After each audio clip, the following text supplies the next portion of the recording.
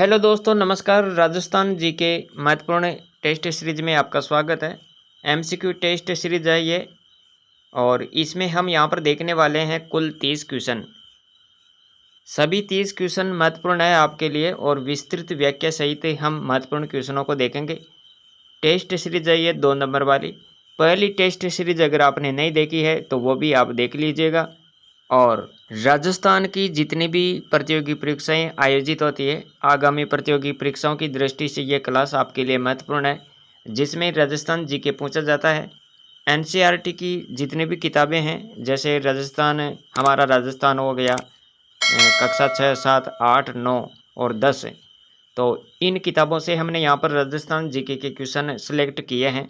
Rajasthan history, art and culture और geography से संबंधित महत्वपूर्ण क्वेश्चन यहाँ पर हम देखने वाले हैं। चैनल पर पहली बार देख रहे हो तो साथियों, चैनल को सब्सक्राइब जरूर कीजिएगा, क्योंकि हम इसी तरह का कंटेंट आपके लिए लेकर आते रहते हैं। सीरीज को शुरू करते हैं बिना देरी किए हुए। पहला क्वेश्चन यहाँ पर है, राजस्थान में सर्वप्रथम सहकारिता कानून कहाँ लागू हुआ था? राजस्थान में सर्वप्रथम सहकारिता कानून की बात करें तो यहाँ पर आपका जो सही विकल्प होगा साथियों, विकल्प सी आपका एकदम करेक्ट होगा। विकल्प सी में क्या है? भरतपुर। 1915 याद रखें, यहाँ पर 1915 भरतपुर, विकल्प सी। दूसरा क्वेश्चन देखो, प्रसिद्ध गजल गायक जगजीत सिंह का संबंध कहाँ से है? झुंझुनू से है, सीकर से, चूरू या गंगानगर? तो यहाँ पर आपको देखना है, इसका सही विकल्प हो जाएगा डी, विकल्प डी याद रखिएगा। यहाँ पर श्री गंगानगर से हैं जगजीत सिंह का संबंध। विकल्प डी आपका यहाँ पर करेक्ट होगा साथियों। प्रसिद्ध गजल गायक जगजीत सिंह का जन्म कब हुआ था? 8 फरवरी 1941 को श्री गंगानगर में सिख परिवार में इनका जन्म हुआ था साथियों। तीसरा क्वेश्चन देख लेते हैं। यहाँ पर क्वेश्चन है, मांड गायिका गौरी देवी का जन्म कहाँ पर हुआ था? मांड गायिका गौरी देवी का जन्म जयपुर, बाड़मेर, बीकानेर, जोधपुर? सही विकल्प आपको याद रखना है। यहाँ पर यह मांड गायिका है गौरी देवी, जिसका जन्म जोधपुर में हुआ था साथियों। विकल्प डी आपका यहाँ पर करेक्ट होगा। और देखो यहाँ पर क्या है, मांड गायिका गौरी देवी, इनका जन्म हुआ था 1920 में जोधपुर में। और मांड गायन शैली को देश विदेश में ख्याति दिलाने वाली लोक गायिका कौन है? गौरी देवी, जोधपुर से संबंधित है ये। चौथा क्वेश्चन देखो, यहाँ पर क्वेश्चन है, कौन सा पर्यटन स्थल टोंक में नहीं है? इनमें से बताना है वह पर्यटन स्थल जो टोंक से संबंधित नहीं है, जो टोंक में नहीं है। बिसलपुर बांध, सुनहरी कोठी, डिग्गी कल्याण जी मंदिर, लालगढ़ पैलेस? तो टोंक से संबंधित कौन सा नहीं है? टोंक में जो नहीं है, विकल्प आपका यहाँ पर डी से होगा, लालगढ़ पैलेस याद रखिएगा। यहाँ पर विकल्प डी। लालगढ़ पैलेस की बात करें तो ये बीकानेर में है। लालगढ़ पैलेस कहाँ पर? बीकानेर। और महाराजा गंगा सिंह ने 1902 में भव्य राजमहल लालगढ़ पैलेस का निर्माण करवाया, अपने स्वर्गीय पिता महाराजा लाल सिंह की याद में, स्मृति में इसका निर्माण करवाया गया था लालगढ़ पैलेस का। पांचवा क्वेश्चन है, कौन सा स्थल बाबा हरिराम की जन्म स्थली? लाडनू है, झोरडा है, मंजवास है, क्यूसर? तो यहाँ पर आपका सही विकल्प बी होगा साथियों। विकल्प बी आपको यहाँ पर याद रखना है, झोरडा। झोरडा में प्रसिद्ध संत हरिराम बाबा की जन्मस्थली है। 6 नंबर का क्वेश्चन देखिएगा। क्वेश्चन है यहाँ पर, कौन सी बोली पूर्वी राजस्थान की नहीं है? ढूंढाड़ी, हाड़ौती, बागड़ी, मेवाती? तो पूर्वी राजस्थान की कौन सी बोली नहीं है यहाँ पर? तो सही विकल्प आपको यहाँ पर देखना है, विकल्प सी सही होगा साथियों। बागड़ी याद रखिएगा यहाँ पर, विकल्प सी। हम यहाँ पर विस्तृत व्याख्या सहित देख लेते हैं। डॉक्टर ग्रियर्सन ने राजस्थानी बोलियों को 5 मुख्य वर्गों में बांटा। डॉक्टर ग्रियर्सन ने राजस्थानी बोलियों को 5 मुख्य वर्गों में बांटा, किंतु मुख्य रूप से यहाँ पर राजस्थानी की बोलियों को 2 भागों में बांटा जा सकता है। एक है पश्चिमी राजस्थानी, जिसमें मारवाड़ी, मेवाड़ी, बागड़ी और शेखावाटी आती है। इसके बाद में यहाँ पर देखो पूर्वी राजस्थानी, इसमें ढूंढाड़ी है, हाड़ौती है, मेवाती, अहिरवाटी। ये याद रखना है यहाँ पर।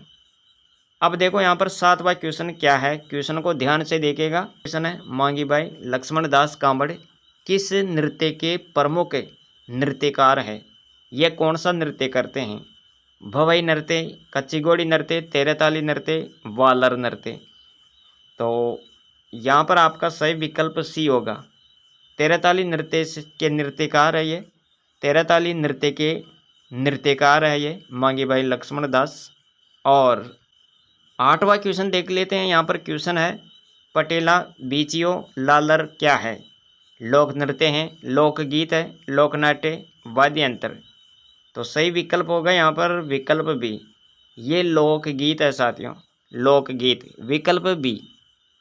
महत्वपूर्ण जानकारी देखो यहाँ पर, जानकारी क्या है? मेवाड़ क्षेत्र के मुख्य लोकगीत पटेला बीचियो लालर माचर नोखिला थारी ऊंटारी असवारी और नावरी असवारी शिकारी, ये सब लोकगीत है। 9वां क्वेश्चन है दापड़ा नामक आभूषण पहना जाता है। दापड़ा नामक आभूषण कहाँ पर पहना जाता है? नाक में, अंगुली में, कान पर, पैरों में। तो दापड़ा, ये दापड़ा कहाँ पर पहना जाता है? सही विकल्प आपको यहाँ पर देखना है, इसका सही विकल्प हो जाएगा बी, अंगुली में, अंगुली में पहना जाता है ये, विकल्प बी आपको यहाँ पर देखना है। अगर यहाँ पर अपन बात करें कंदोरा पहना जाता है, ये कहाँ पर पहना जाता है? कमर पर। टिकड़ा नामक आभूषण सिर पर। और चौंप, नथ, बेसर, बारी, भोगली, कांटा, चुन्नी और भंवर कड़ी, ये नाक के आभूषण है। 10वां क्वेश्चन देखिएगा, क्वेश्चन है यहाँ पर करवा चौथ का व्रत मनाया जाता है, कब मनाया जाता है ये? श्रावण कृष्ण चतुर्थी को, चैत्र शुक्ल चतुर्थी, कार्तिक कृष्ण चतुर्थी, वैशाख शुक्ल चतुर्थी। तो यहाँ पर आपको याद रखना है इसका सही विकल्प सी, कार्तिक कृष्ण चतुर्थी याद रखिएगा यहाँ पर, विकल्प सी। और देखिएगा यहाँ पर महत्वपूर्ण जानकारी है, जैसे अपन बात करें यहाँ पर हरियाली तीज की, हरियाली तीज ये श्रावण शुक्ल तृतीया, हरियाली तीज कब मनाई जाती है? श्रावण शुक्ल तृतीया को। कजली तीज भादवा के महीने में मनाते हैं, भाद्रपद माह में। और तीज का त्यौहार प्रमुख रूप से जयपुर में मनाया जाता है। और गुड़ला त्यौहार की बात करें तो मारवाड़ क्षेत्र में कब? चैत्र कृष्ण अष्टमी को। 11 नंबर का क्वेश्चन देखिएगा, क्वेश्चन है यहाँ पर रामसनेही संप्रदाय की किस पीठ की स्थापना संत रामचरण जी ने की थी? खेड़ापा, शाहपुरा, रेण, सिंगतल, विकल्प बी होगा यहाँ पर, शाहपुरा याद रखें, शाहपुरा, विकल्प बी। महत्वपूर्ण जानकारी देखो यहाँ पर क्या है, रामसनेही संप्रदाय की 4 प्रधान शाखाएं हैं। कितनी? 4। इन शाखाओं में रामचरण जी को शाहपुरा शाखा का संस्थापक माना जाता है। रामसनेही संप्रदाय की 4 शाखाएं हैं और इन चारों शाखाओं में रामचरण जी को शाहपुरा शाखा का संस्थापक माना जाता है। अन्य 3 शाखाओं की बात करें तो जैसे रेण है, सिंगतल है, खेड़ापा है, इन शाखाओं के संस्थापक कौन है? तो रेण के बारे में आपको याद रखना है, रेण शाखा के संस्थापक है दरियाव जी। सिंगतल शाखा की बात करें तो हरि रामदास जी और खेड़ापा शाखा के संस्थापक है रामदास जी। तो ये फैक्ट याद रखें यहाँ पर। अब देखो आगे का क्वेश्चन क्या है, संत मीराबाई के पिता कौन थे? संत मीराबाई के पिता भीम सिंह, जय सिंह, अमर सिंह, रतन सिंह, विकल्प डी होगा यहाँ पर, विकल्प डी, रतन सिंह। मीराबाई का जन्म कहाँ पर हुआ? मेड़ता के राठौड़ राव दूधा के पुत्र रतन सिंह के घर में कुड़की पाली में इनका जन्म हुआ, लगभग 1498 में, याद रखिएगा। इनका विवाह की बात करें तो 1516 में राणा सांगा के ज्येष्ठ पुत्र युवराज भोजराज के साथ हुआ था। और राजस्थान की दूसरी मीरा की बात करें तो संत रानाबाई, और राजस्थान की राधा किसको कहते हैं? संत मीराबाई को। अगला क्वेश्चन देखिए, क्वेश्चन है यहाँ पर 13 नंबर का, कहाँ के चौहानों को देवड़ा चौहान कहा जाता है? कहाँ के चौहानों को देवड़ा चौहान कहते हैं? अजमेर है, रणथंभौर, बूंदी, सिरोही। तो यहाँ पर आपका सही विकल्प डी होगा साथियों। विकल्प डी याद रखना, सिरोही।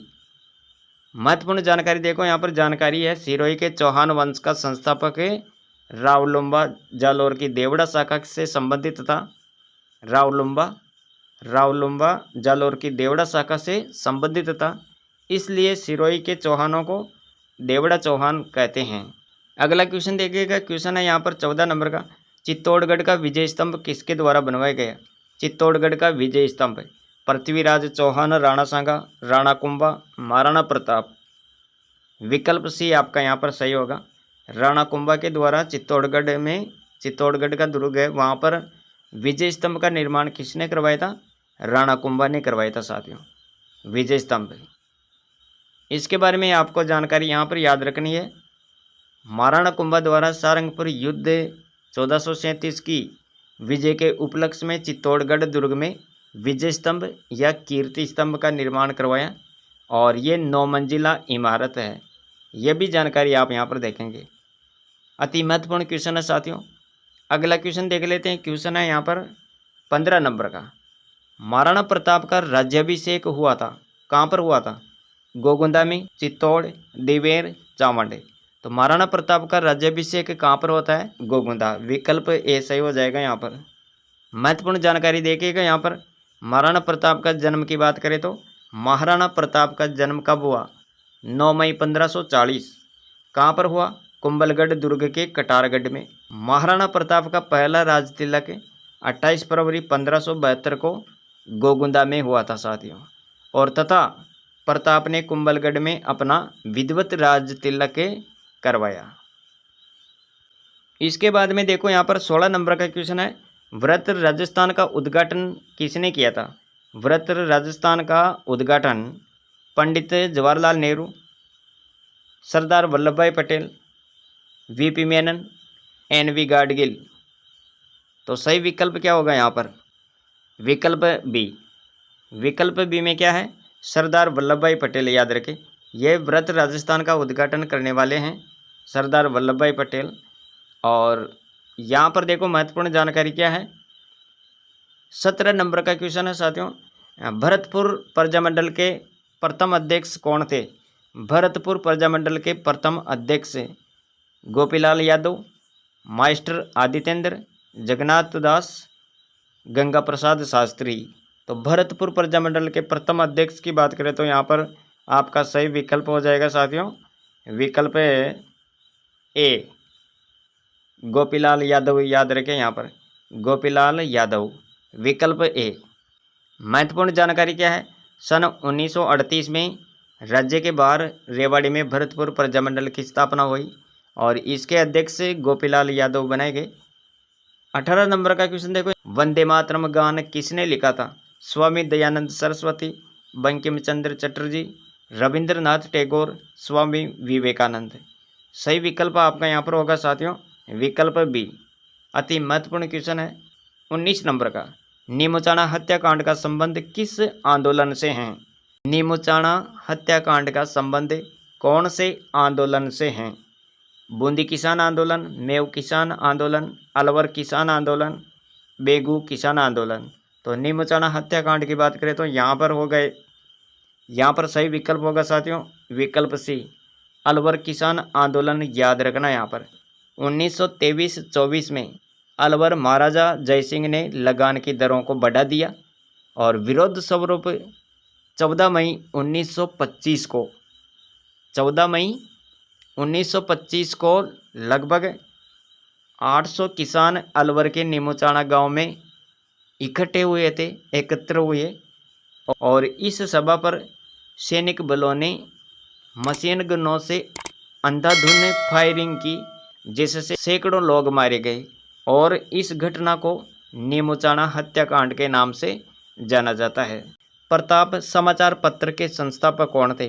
प्रताप समाचार पत्र के संस्थापक विजय सिंह पति का गणेश शंकर विद्यार्थी है, जयनारायण व्यास, ऋषि दत्त मेहता। प्रताप समाचार पत्र का संस्थापक कौन था? विकल्प बी सही होगा यहाँ पर, गणेश शंकर विद्यार्थी। याद रखिएगा यहाँ पर विकल्प बी। और देखो यहाँ पर 21वां क्वेश्चन है, रूपायन संस्थान बोरुंदा की स्थापना कब की? 1956, 1960, 1951, 1959। अति महत्वपूर्ण क्वेश्चन है और इसका सही विकल्प हो जाएगा विकल्प बी 1960। याद रखें, रूपायन संस्थान बोरुंदा की स्थापना कब हुई? 1960 में हुई, विकल्प बी। इसके बाद में देखो यहाँ पर अरबी फारसी शोध संस्थान की बात करें तो यह कहाँ पर है? टोंक में। अरबी फारसी शोध संस्थान टोंक। अरबी फारसी शोध संस्थान की स्थापना हुई थी 1978 में। और टोंक जिले में बहने वाली सबसे बड़ी नदी है बनास, ये भी आप यहाँ पर देखिएगा। 22 नंबर का क्वेश्चन देखो, राजस्थान की पहली लोक अदालत कहाँ पर स्थापित की गई? राजस्थान की पहली लोक अदालत कोटा 1975, अजमेर 1975, जयपुर 1995, जोधपुर 1998। तो यहाँ पर सही विकल्प हो जाएगा साथियों विकल्प ए कोटा 1975। याद रखें यहाँ पर। कोटा विश्वविद्यालय की स्थापना कब हुई? कोटा विश्वविद्यालय की स्थापना 1 जून 2007 में। और कोटा शासकों की कुलदेवी है भदाना माता। कोटा राज्य का राजस्थान संघ में विलय कब हुआ? 25 मार्च 1948 में। यह भी चीज़ आप यहाँ पर नोट करें, महत्वपूर्ण फैक्ट हम यहाँ पर देख रहे हैं। 23वां क्वेश्चन देखिएगा, यहाँ पर राजस्थान की जलवायु है। यहाँ पर ज्योग्राफी की क्वेश्चन है ये। राजस्थान की जलवायु आर्द्र जलवायु है, अर्ध शुष्क है, उपोष्ण कटिबंधीय, उप आर्द्र जलवायु है। तो बताओ कौन सी जलवायु है राजस्थान की? सही विकल्प हो जाएगा यहाँ पर विकल्प सी उपोष्ण कटिबंधीय। याद रखिएगा यहाँ पर विकल्प सही। इसके बाद में देखिएगा यहाँ पर 24 नंबर का क्वेश्चन है, राजस्थान में शीत ऋतु वाले महीने कौन से हैं? शीत ऋतु वाले महीने सितंबर से जनवरी, अक्टूबर से फरवरी, नवंबर से मार्च, अक्टूबर से मार्च। सही विकल्प हो जाएगा यहाँ पर राजस्थान में शीत ऋतु वाले महीने। शीत ऋतु वाले महीने कौन से हैं? अक्टूबर से फरवरी। याद रखें यहाँ पर विकल्प बी।